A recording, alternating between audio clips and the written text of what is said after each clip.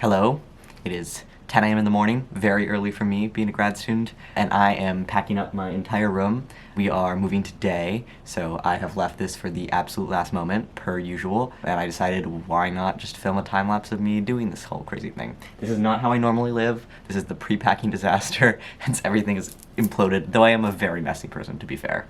Alright, so it has been a while, longer than I would have liked, but here I am back with another video. While you watch this aesthetic, and I'm doing air quotes here, but anyways, video of myself packing up my room and then setting up my new apartment, I'm going to talk to you about where I've been, and then ramble a bit about my ambiguous sexuality. So this is like an unscripted, more casual video. You'll notice that in the quality, I guess, but I wanted to put some videos out there that are more in this sort of like diary style that I have really liked watching myself. I mentioned, I think in my introduction, maybe at other points, but I'm a PhD student. This channel is entirely about my transition, about LGBT issues, that sort of thing, documenting my life. But in the real world, I am first and foremost an economist. Economics really is like my entire life, and being trans is certainly very important to me. It definitely comes second to my love of economics. So, I mean, that cropped up because I had finals to do these past weeks, so I wanted to be filming, but I had to resist that urge to sit down and study some trade and labor and macro were the exams I was studying for. They all went decently well, and I have passed my courses, so that's good. In grad school, the grades you get don't matter specifically, but just like passing and going on to the next year matters. So I'm starting my second year now, which is exciting. The first 2 years of an econ PhD are like, essentially you're doing coursework, kind of like a master's, and then you spend 3 to 4, most likely 4 more years writing what's called like your job market paper, which is the big dissertation piece of work that you will then go on and like pitch to schools to get hired as an assistant professor. Anyway, so getting through 1 year of coursework has been interesting. It's been hard because it's a Zoom year, but now I'm onto the summer, and I have a lot more free time. I am like really loving making these videos. I'm loving it like so much more than I expected to. It's actually really cool since I posted my last video. When I posted that video, I think I had like maybe 50 subscribers or something like that. I was getting really nice comments, and I like really loved interacting with you guys, and that was very cool. But now I have like several hundred subscribers, so that happened out of nowhere. That was awesome. And I've been like really enjoying this kind of space. I don't interact with like the trans community much in real life. I interact with, I'd say, the gay community a decent amount, but I know very few trans people in real life, so this is kind of like a cool way, I think, for me to connect with my people. So I'm loving that, and I am like loving the comments, and sometimes I'm slow to respond, but like I read all the comments instantaneously, so I just love it. Keep them coming. That's what I've been up to. What's been on my mind a lot recently these days is like my sexuality. When I was like 14, I came out as bisexual. It was like one of the first things I knew about myself was that I was bisexual. I had a crush on my best friend's older sister, and I wrote like these sappy love poems.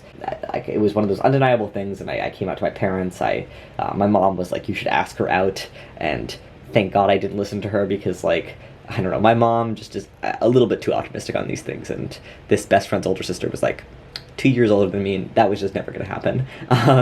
Anyways, and I came out as bisexual and just didn't look back. I don't know, 10 years later, now I'm just like, I don't know anymore. And it's weird to not know. It's weird to be in your 20s and like still figuring this stuff out. I think that my transition has certainly come into play with it. So I've heard of plenty of trans guys who have talked about their sexuality pivoting while going on testosterone.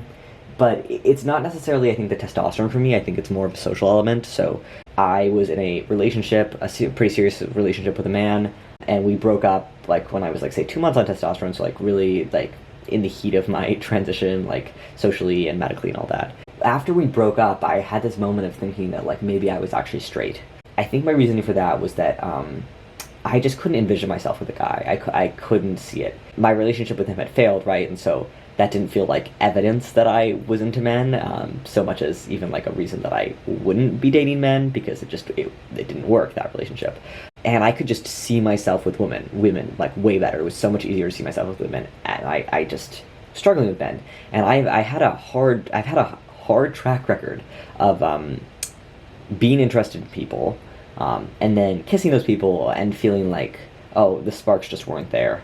I think for a large part of my relationship with this ex, the sparks just weren't there. And when I reflect back on other relationships, both with men and women, often a huge fraction of them, the sparks weren't there. And so it's a weird thing for me where I'm like, okay, like I've been with men and I've been with women, but I don't know like what to read from those interactions. And so having most recently at that point been with a guy and not really felt the sparks there, and then found myself imagining myself with women and that making a lot of sense to me, I was like, okay, maybe that's it, maybe I'm straight. And so I was really believing that. I was really talking the talk to all my friends. I was like, okay, I think I figured it out. And then I had like an experience, hooking up with a friend, which was really positive, and it was a great time, and I like totally such amazing feelings for this person. Very non-awkward thereafter. But I had the same sentiment of the lack of sparks as I'd had with my ex.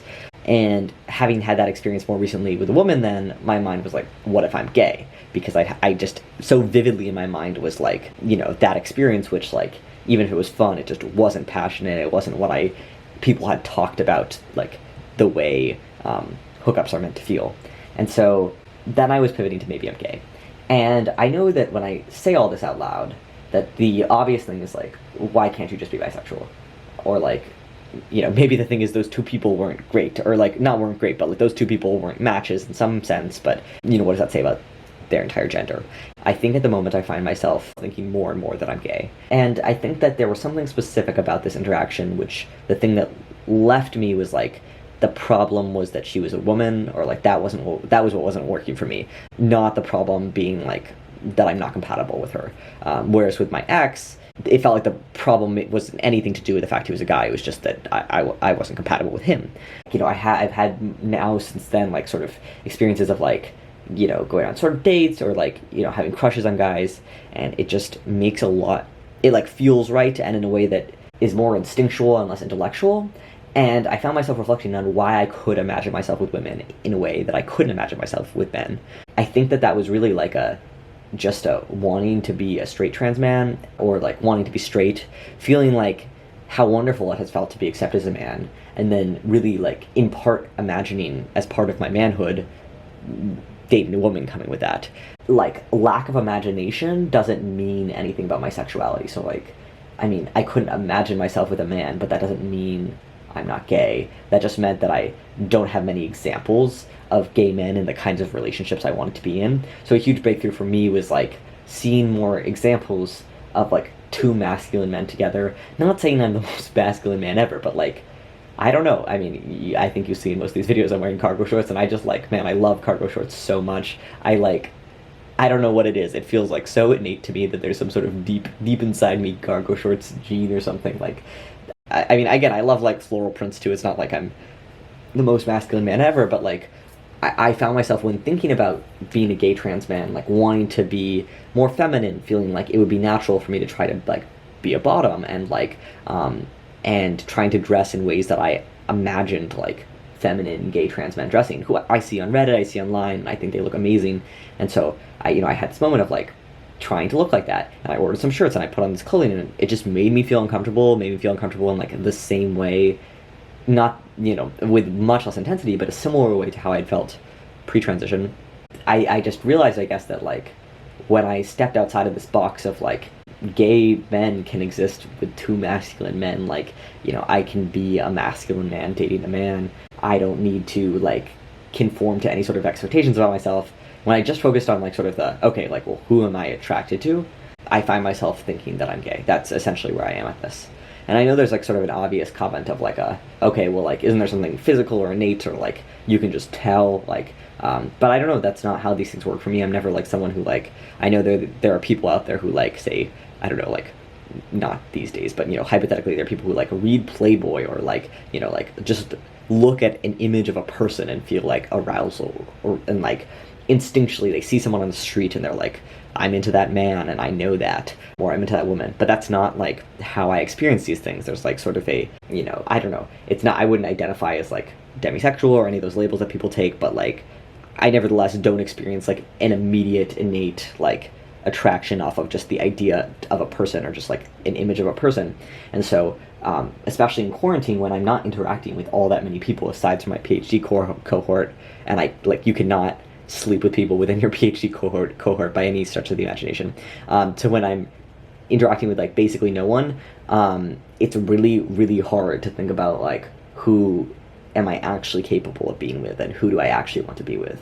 And so, I end up in this nebulous zone where I just am like really getting in my own head and like just imagining like what would it be like. And I think that's how I got myself in this place of thinking I was straight, because I wasn't actually like pursuing women. I was just imagining the idea of pursuing women, and that felt appealing to me. I think that I'm trying not to stress out too much about these labels. I think the only thing this means for me right now is that when I go on dating apps, which I surely will at some point, or like when I'm pursuing people at parties and that kind of thing, I think at the moment I'm just going to pursue men. And I'm open to the idea that I might be into certain women, that I might be bisexual, but I'm also open to the idea that like labels don't need to be permanent, and like the fact that bisexual was something that like fit with me for like so many years doesn't mean I wasn't bisexual then. I think that like, yeah, labels are just, they're like, I think I might make a longer video about this at some point, but like labels should have a use to you. They should like work for you. And so even if I am sort of in some abstract intellectual sense bisexual, if I only want to be with men, I think it just makes sense for me to identify as gay. It's like an interesting place to be at this age, and to be having so many things change, and to, I think, have experienced life for such a long time as a bisexual woman, and to now be like, previously I had been into, say, like gay women and straight men, and now to be experiencing gay men and straight women, and like that sort of pivot is really intense, and like where I fit into these communities is like confusing. And so, I'm just figuring it out, and I enjoy watching videos of people just talking about how they're figuring it out. So I thought I'd just put this out there into the ether. And I also think like when I am reflecting on this in the future, it might be interesting for myself to, I don't know, rewatch this, see those old thoughts. But this is essentially, an explanation of like, yeah, why my sexuality is still pretty nebulous to me, but the reasons I'm thinking that I'm gay at this moment. Alright, so we are ending a clip of me failing to assemble my bookshelf. Hopefully you enjoyed this awkward partial time lapse, and I will give you guys a room tour shortly.